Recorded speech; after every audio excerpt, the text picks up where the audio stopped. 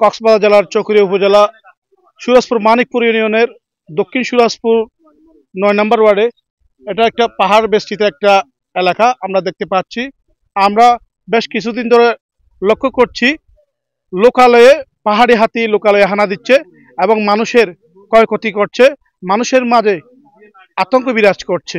সেই আতঙ্ক এবং লোকালয়ে কেন হাতি সেটা দেখতে আসছি আমরা। আসলে পাহাড়ে কেন বারবার পাহাড় ছেড়ে হাতির পাল লোকালে চলে আসছে, মানুষের ঘর বাড়ি এমনকি জীবনের ক্ষতি করছে, সেটা আমরা তুলে ধরার জন্য চেষ্টা করছি। হাতি আক্রমণ কেন আমার তো বহুত ক্ষতি করি বেড়ে ইনার কিছু রেখে দঞ্জি বেড়ে এরা ওরা মাছের খেতে গুলা মানুষ গাছ গুলা গাড়া খাতল আম বাঙিয়ে বেগে হাই গেলে আমরা দেখতে পাচ্ছি আসলে বর্তমান সময়ে পাহাড়ে যে হাতির আবাসস্থল রয়েছে সেই আবাসস্থল আমরা যারা পাহাড়ে বসবাস করে বা পাহাড়ে যারা থাকে, পাহাড় কেন্দ্রিক যে মানুষগুলো আছে ওরা নষ্ট করার ফলে পাহাড়ি হাতিগুলো পাহাড় ছেড়ে এখন লোকালয়ে হানা দিচ্ছে।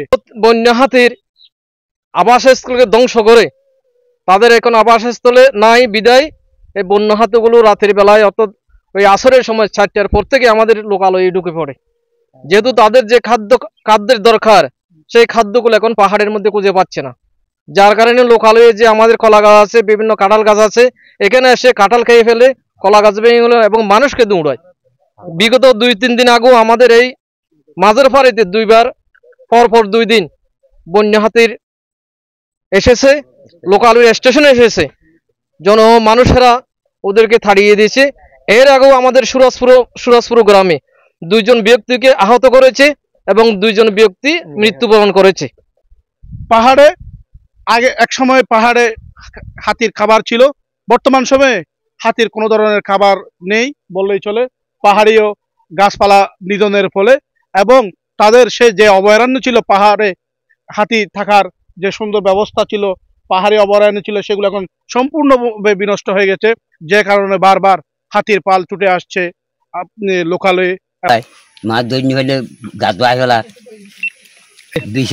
এবং মানুষের সাথে বারবার সংঘর্ষ হচ্ছে হাতির সাথে।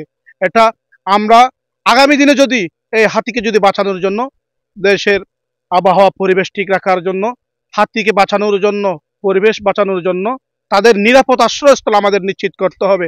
তার জন্য সরকার এবং ফরেস্ট ডিপার্টমেন্ট সবাইকে মানুষকে একযোগে কাজ করতে হবে। আমরা পরিবেশে যদি একটি অংশ যদি কম হয় বা বিঘ্নিত হয় জীবনমান, তখন আমাদের মানব জীবনের উপর প্রভাব পড়ে। সেই যা মানুষের সাথে যে সংঘর্ষ বা মানুষের সাথে হাতির যে একটা ঝামেলা বা যে সৃষ্টি হতো, সেটা পাহাড়ে যারা ঘর বেড়েছে তাদের সাথে, কিন্তু ইদানিং আমরা লক্ষ্য করছি লোকালয়ে এসে চলে আসছে।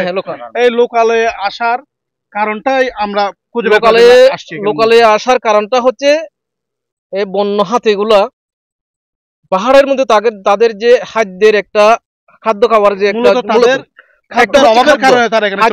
খাদ্যের অভাবের যে গাছপালার থাকলে ওরা সেখানে নির্ভয়ভাবে সেখানে থাকতে পারতো, সেখানে কোনো ধরনের জায়গা নাই থাকার জন্য। এখন সঠিক সিদ্ধান্ত নিতে হলে গাছ রোপণ করতে হবে, পাহাড়ের মধ্যে গাছ রোপণ করতে হবে, যেহেতু ওই জায়গাগুলো হচ্ছে তাদের আবাসস্থল, পাহাড়গুলো হচ্ছে তাদের আমাদের আবাসস্থল না। আমাদের আবাসস্থল হচ্ছে গ্রামে, মানুষের সাথে অবস্থাটা সেই কথা বিবেচনা করে এখন আমরা স্থানীয় লোকজনের সাথে কথা বলবো।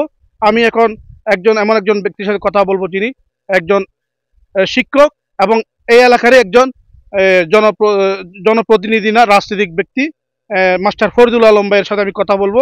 কিন্তু পাহাড়ের হাতির আবাসস্থল হচ্ছে পাহাড়, সুতরাং পাহাড়কে যদি ওই মানুষের জনজীবনের এদিকে বাইরে নিয়ে আসা যায়, আমাদের গ্রামে নিয়ে আসা যায়, ওরা যদি গাছপালা কিছু রোপণ করা যায়, সরকার যদি গাছপালা রোপণ করে, তাহলে তারা সেখানে নির্দ্বিধায় বসবাস করতে পারে। আর এদিকে আসবে বলে আমাদের মনে হয় না। এখানে বন্য হাতিরা কেন লোকালয়ে হানা দেয় সেই বিষয়টি আমরা ইনভেস্টিগেশন করতে গিয়ে দেখতে পেলাম এখানে একেবারেই খাদ্য সংকটের অভাবে এই যে বন্য হাতিগুলো এবং পাহাড় নিধনের ফলে তাদের আবাসস্থল থেকে রাত্রিবেলায় একেবারে লোকালয়ে তারা হানা দেয়।